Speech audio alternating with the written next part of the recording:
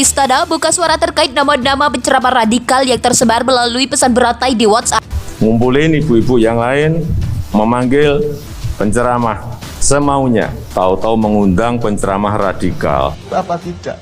Jadi tidak ada radikalis di Indonesia, jangan percaya. Tidak ada, yang radikal itu pemerintah. Begitu kamu bilang radikal, kamu sendiri radikal, maka kamu merasa dia radikal, karena kamu sendiri radikal. Betul enggak? Ukurannya dirinya sendiri.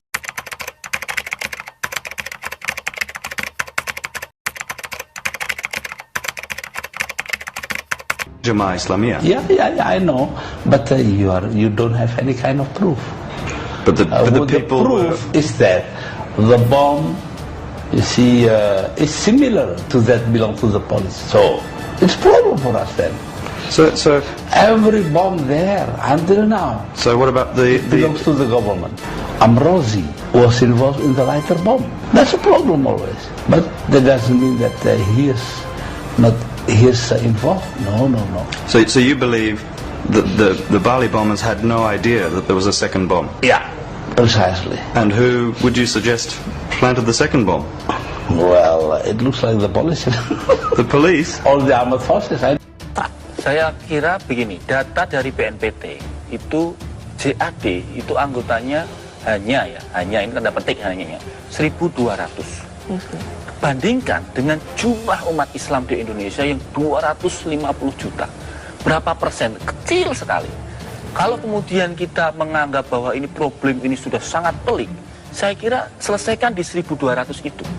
Jangan kemudian seolah-olah ini menjadi beban tanggung jawab 200 juta umat Islam yang lain. Ya, saya setuju bahwa pelibatan dari Majelis Ulama Indonesia, ormas-ormas besar itu penting untuk menyadarkan yang 1.200 ini. Karena tadi Kang Maman sampaikan, gimana kalau teroris masuk penjara, keluar main lagi nggak? Main lagi. Jadi di penjara itu mereka justru menjadikannya menjadi madrasatul jihad. Orang ditangkap, begitu masuk penjara, belum bisa ngerakit bom, dia belajar sama seniornya di dalam penjara. Napi Curanmor, ini Ali namanya, Napi Curanmor ditangkap masuk ke Cipinang. Dia Napi Curanmor, penjahat motor. Begitu masuk di Cipinang, kenal dengan ikhwan-ikhwan JAD ini. Keluar dari Cipinang, dia nembak polisi di Sarinah Tamrin 2016. Artinya, penjara masih gagal menormalkan seorang manusia yang terpapar dengan ideologi ekstrim seperti JAD ini kembali kepada masyarakat. Lalu gimana solusinya? Salah satunya karena pendekatan yang selalu formalistik. Kenapa kemudian tidak melibatkan misalnya kiai-kiai besar dari MUI? Itu difasilitasi BNPT untuk apa? Menormalisasi. Jadi bukan menderadikalisasi, tidak berdebat soal ideologi, dinormalkan. Saya ambil contoh teman-teman dari Yayasan Nurul Nabi. Kami melakukan upaya normalisasi di lapas teroris Gunung Sindur. Apa yang kami lakukan? Kami mencoba bertanya kepada mereka, antum hafal berapa juz? Ternyata mereka juz amal, Ustaz, juz 30 itu nggak hafal. Jadi kemudian diajarin pelan-pelan, disadarkan bahwa ente juz 30 aja nggak hafal. Kok mau ngajarin orang untuk mengebom dengan alasan mati syahid? Come on, ayo bangun, sadar. Nah dari situ kemudian dia sadar, oh iya, saya jauh dari Quran ternyata, saya salah. Lalu kemudian pelan-pelan menjadi normal. Nah kalau ini bisa dilakukan lebih banyak lagi organisasi, MUI diajak BNPT. Kamu menjadi orang yang lemah di Jepang. Kenapa? Karena kamu dilindungi oleh negara. Ya tak? Polisi ini tertib, hukumnya jalan.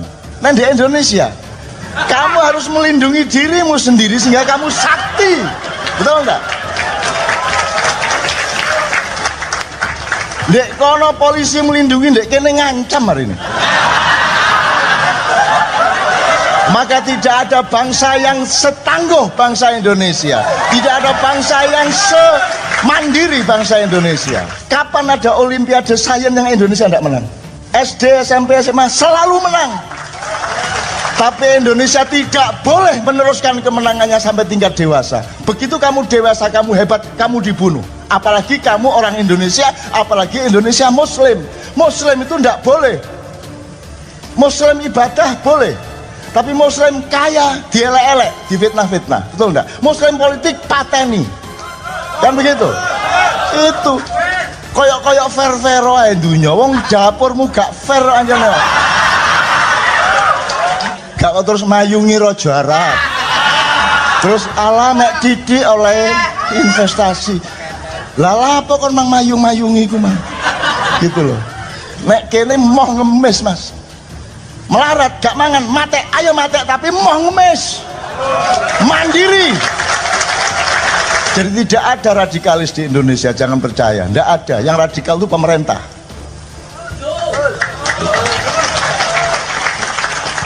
Begitu kamu bilang radikal, kamu sendiri radikal, maka kamu merasa dia radikal karena kamu sendiri radikal. Betul enggak?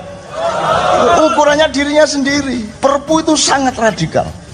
Tidak berarti saya setuju HTI yang ngono ojo kementus kan iku we. Ayo serawung sing enak, rembug sing enak. Yang urusan saya adalah apa output perilaku, menyelamatkan umat manusia apa tidak. Untuk apa kamu jadi ranking 1 kerjanya menjajah kemana-mana. Dan kita ini bukan hanya tidak mau dijajah, malah memohon dijajah.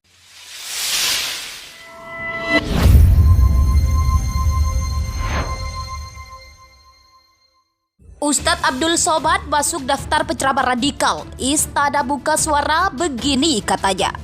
Istana buka suara terkait nama-nama penceramah radikal yang tersebar melalui pesan berantai di WhatsApp. Ada 2 nama ustadz yang jadi perhatian publik, yakni Ustadz Abdul Somad dan Ustadz Felixio.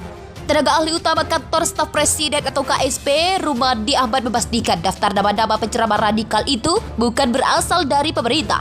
Dia meminta masyarakat tidak terpancing dengan informasi yang belum jelas sumbernya. Namun begitu dia menegakkan bahwa pernyataan Presiden Joko Widodo terkait penceramah radikal yang disampaikan saat rapat pimpinan TNI Polri merupakan suatu hal yang bukan mengada-gada. Dia meminta masyarakat lebih berhati-hati dan selektif dalam mengundang penceramah dan tidak lagi memperdebatkan soal ciri apalagi nama. Sebelumnya beredar 10 nama penceramah radikal. Ustadz Abdul Somad dan Ustadz Felixio masuk dalam daftar itu.